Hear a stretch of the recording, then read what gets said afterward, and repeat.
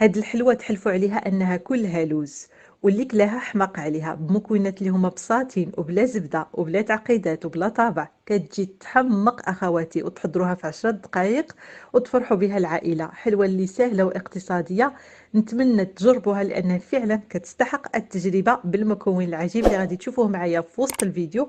نتمنى منكم اخواتي تدعموا الفيديو بلايك وتخليوا لي شي تعليق هكا ولو قلب فقط، هكا باش نعرف انكم فتوا من هنا. غادي نبداو على بركه الله في التحضير نتاع الوصفه. خليكم مع المقادير والطريقه ديال التحضير. بسم الله. في اناء العمل غادي نحتاجو اخواتي لجوج بيضات، يستحسن يكون بدرجه حراره المطبخ. وهنايا على البيض اخواتي غنضيف كوب مع مرش كما كتشوفوا حتى الفم نتاع السكر، ورشيشه نتاع الملحه كيف دائما لتعديل الذوق. ونضربوا هاد البيض مع السكر بالفوي هكا غير واحد شويه. تقدروا انكم في هذه المرحله تخدموا بيديكم كيف ما بغيتوا اخواتي. هو الطرب صراحه كيعاون وكيسهل الامور. هنا غنضيف كوب عامر نتاع الزيت، نفس الكوب اللي كيقيس 160 مليلتر، كوب ديال العنبه او كوب ديال الشاي. غنضربوا ايضا المكونات كاملين حتى تدخل ديك الزيت مع الباقي المكونات. وهنايا غندوزو المنسمات. هنايا غادي نستعمل واحد كيس من السكر الفانيلا ما يعادل واحد 7 غرام. والمكون السري اللي غادي نضيفه لهاد الحلوى اللي كيعطيها حلوى صراحه كتجي مذاقها فيها مذاق نتاع اللوز بامتياز، هو املو. غنضيف 2 معالق نتاع املو، معلقه يكونوا كبار. وإلا ما كانش متوفر عندكم اخواتي ممكن جدا انكم تقليو واحد شويه نتاع اللوز في الزيت، يعني اللوز تقليوه بالقشره ديالو، تقليوه هكا في الزيت عاد باش غادي تطحنوه حتى هو غادي تحصلوا على نفس النتيجه. صافي غادي ندمجوه مع باقي المكونات بهذا الشكل. فكي كتشوفوا يعني كيكون غني داك اللوز وكيكون هكا يعني محمر. فكي ما كتشوفوا يعني الخليط كيتبدل اللون ديالو، يعني حاجه طبيعيه ومع فيه حتى يعني مطحون بالقشره ديالو.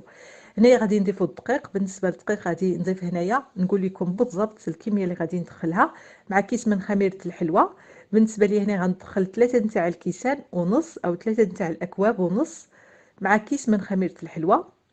والدقيق كيف دائما اخواتي كنصحكم تضيفوه بالتدريج بالخصوص المبتدئات، وكنحاول نخلي لكم هكا المقاطع باش يبان لكم في الفيديو. ديما الحلوه ديالكم او العجين ديالكم حاولوا انكم تجمعوه غير بشويه وبغير اطراف الاصابع. حاولوا انكم ما تدلكوش في العجينه ديالكم باش هكا ما تجيكمش العجينه اللي مدقصه. والدقيق ديما كيضاف غير بشويه بشويه هكا باش تحسوا نتوما بالقوام اللي باغيين تحصلوا عليه وتحصلوا على النتيجه المرغوبه. عجينه اللي تكون لينه وفي نفس الوقت ما كتلصقش. فغادي نوري لكم القوام ديالها بالضبط يعني في الفيديو. فكي كتشوفوا هنا كنت درت 400 غرام يعني 4 نتاع الاكواب، ولكن تبقى واحد نص نتاع الكوب، يعني استهلك تقريبا 340 عفوا 350 غرام في هذه الحلوه. وديما كيبقى على حسب الحجم تاع البيض ديالكم. فكي كتشوفوا الطراوه نتاع العجين فكتكون عجينه رطبه ولكن في نفس الوقت ما كتلصقش. وهذا الدقيق اللي تبقى معايا غادي نحطو جانبا، وغادي ندوزو المرحله نتاع التشكال نتاع هاد الحلوه. هنايا كنجيبو الصينيه اللي كنفرشوا ليها ورق الفرن اولا دهنوها بالزيت، وغادي نشكلوا الحلوه ديالنا على هذا الشكل. ممكن انكم تشكلوها هكا كويرات على حسب الرغبه ديالكم. بغيت ننوع اولا نغير يعني من الشكل اللي كنحضروه بزاف، يعني ديما الحلوه اغلب الحلويات اللي كنديروها بدون طبع يعني كنكوروها، هذه بغيتها نديرها بهذا الشكل. وكتحاولوا هكا من الجوانب انكم تقلصوا دوك الجوانب باش هكا تجيكم بهذه الفورمه.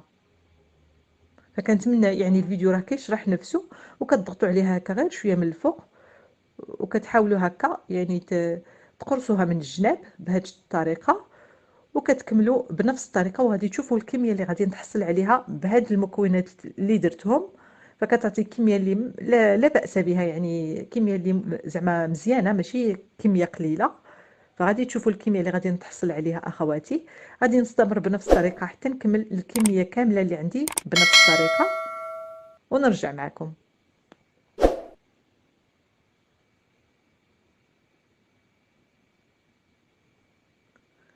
هنايا اخواتي من بعد ما كملت الكميه كامله اللي عندي، غادي ندهن الحلوه ديالي بيضه كامله معاها شويه نتاع نسكافيه. غادي نحاول ندهن وجه نتاع الحلوه بهذه الطريقه. ثم من الفوق غادي ندير لوز ايفيلي، ممكن ديروا كاوكاو ايفيلي، ممكن ديروا كاوكاو كونكاسي اولا لوز كونكاسي اولا اي حاجه متوفره عندكم. والا ما كانش عندكم ممكن جدا تخليوه غير هكاك، اولا ديروا واحد رشيشه من الفوق نتاع السكر السنيده، حتى هو كيعطيها واحد الجماليه اللي زوينه. فالمهم كيبقى على حسب داكشي اللي عندكم اخواتي في الدار. فانا كنعطيكم اقتراحات وانتم خدموا بداكشي اللي عندكم. وصافي غادي نستمر بنفس الطريقه. وبالنسبه للكميه اللي تحصلت عليها هي هذه، يعني هذه الصينيه راها كبيره ما شاء الله. يعني هذه الصينيه اللي عندي صافي هي عامره. وحاولوا تخليوا مسافه بيناتهم اخواتي، لانهم باقيين غادي كما كنقولوا فيهم الخميره نتاع الحلوه، باقي غيضاعف الحجم ديالهم في الفران. وغادي ندخلهم للفران حتى يطيبوا معايا على درجه حراره 180 يعني، اولا درجه متوسطه. الا كان عندكم فران غازي كديروا درجه متوسطه. وانا بالنسبه لي كنشعل الفران من التحت ومن الفوق في نفس الوقت، وكنخلي الحلوه ديالي حتى كطيب معايا ويتغير اللون ديالها. فهذه هي الكميه المحصل عليها كي كتشاهدوا معايا اخواتي في الفيديو. صافي غندخلوها حتى طيب. وهذا هو الشكل ديالها النهائي اخواتي. كتجي محمره وكتجي اكثر من رائعه في المذاق ديالها. كنصحكم اخواتي تجربوها لانها فعلا تستحق وتستاهل التجربه. كي شاهدتوا معايا بالطريقه اولا مكونات اللي بساطين. واملوا كما قلت لكم ممكن جدا تعوضوه باللوز، تقليوه وتضيفوه، اولا ممكن ديروه في بلاصتو الكاوكاو. وكيكون هذا هو القوام تاع الحلوه، كتجي رطبه وهشيشه وزوينه بزاف بزاف. وكنكون هنا وصلت لنهايه ديال الفيديو، خليتكم على خير ونتلاقاو في فيديوهات وافكار ووصفات جايه ان شاء الله. مع السلامه.